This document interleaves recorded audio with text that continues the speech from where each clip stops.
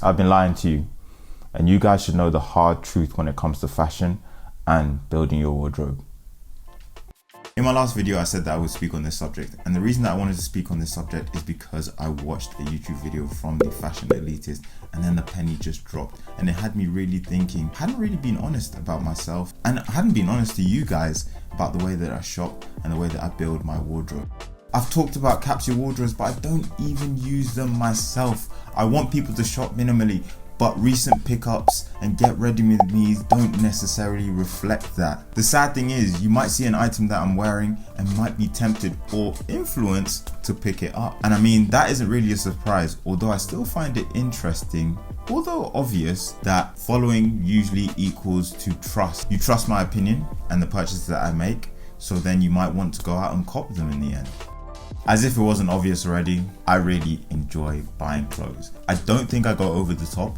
Maybe others might think that I do. I think that I always stay within my means, make the purchases that I can, and where possible, I'll sell clothes to buy other ones, which creates a nice cycle, as I'm always being, not always, but I'm trying to be circular, and I'm not just always hoarding clothes. The reason that I buy and add to my wardrobe are for a few reasons. One, I want to have versatility within my wardrobe and style outfits in different ways. Two, comfort is really important for me, and particularly when it comes to leg wear and trousers, I'll try and find the same trousers in different styles, different comforts, different cuts, and that creates a lot more versatility as well.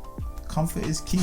And then three, I'm human too, and I'm also just susceptible to content creators and their get ready with me's and their recent pickups and all of that stuff that they keep on pushing towards you over and over and over and over and over again. They're hitting you with their short form content, and then they might even hit you with their long form content talking about capsule wardrobes. But I still stand by these. The purpose of those capsule wardrobe videos was to showcase to people that you don't need to have 200-300 items within your wardrobe. You can keep it small and still make a range of outfits. And let's be honest, if you made a list of the items that you wore within a month or maybe even 3 months, you probably still gravitate towards the same 10, 20, 30 max items. I've made mistakes when it comes to buying clothes, but at the same time, I think that's also how you learn, as those mistakes help you to shape your wardrobe and give you a sense of the style that you want to create within your life. Those mistakes are costly and it's inevitable. The reality of the situation is you're going to grow out of that style that you wore in the past because it doesn't fit you or suit you anymore, and that's the time that you sell or give your clothes away. Before we continue, I just want to take a minute. This is a paid partnership with BetterHelp, who I've been using for the last few months now. And I can honestly say that they've made such a huge difference in my life, especially in terms of the way I approach my work as a creator. Often as a creator, there's so much noise, negativity, self-doubt, and comparison. But working with the trained therapist has helped me to rationalize my thoughts and better deal with these issues. I've never had any formal therapy sessions, but that's because of its accessibility.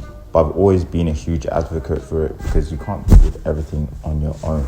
I mean, BetterHelp makes it hugely accessible and easy for you to book sessions. I mean, just look at the 4 million people that are starting to live healthier lives because of BetterHelp. The platform isn't difficult to use. In fact, it's super easy. You can be connected to thousands of credentialized therapists from around the world. All you have to do is fill out a quick survey, and if you don't get on with the first therapist that you're connected with, you can change easily. There's no awkwardness, you can just switch out seamlessly. Even if you're not suffering from a clinical mental health issue like anxiety or depression, or if you're just a person going through a tough time, then therapy can give you the tools that you need to support yourself.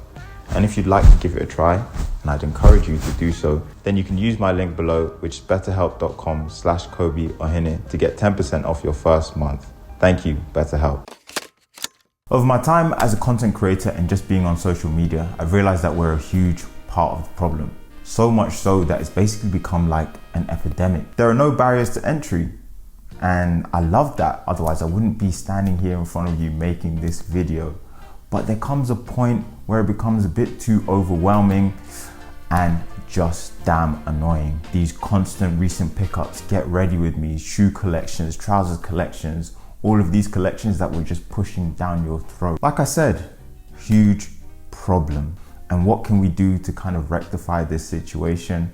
One thing that I've learned is not to collaborate with a brand that you don't really resonate with, and maybe even just doing those collaborations where you just get those items gifted to you, you make a video, make a reel, then the next day they're on Vinted, on Depop, on wherever you might be selling them. If it's not an item that you don't necessarily want in your wardrobe, then why accept the gifting? I guess you could kind of go into that subject in so much more detail. Everybody needs to get the bag. What I would say to you guys is don't always trust our opinion. Although that's what we're doing, giving you our opinion, make the decision for yourselves, because who are we to, really influence those decisions?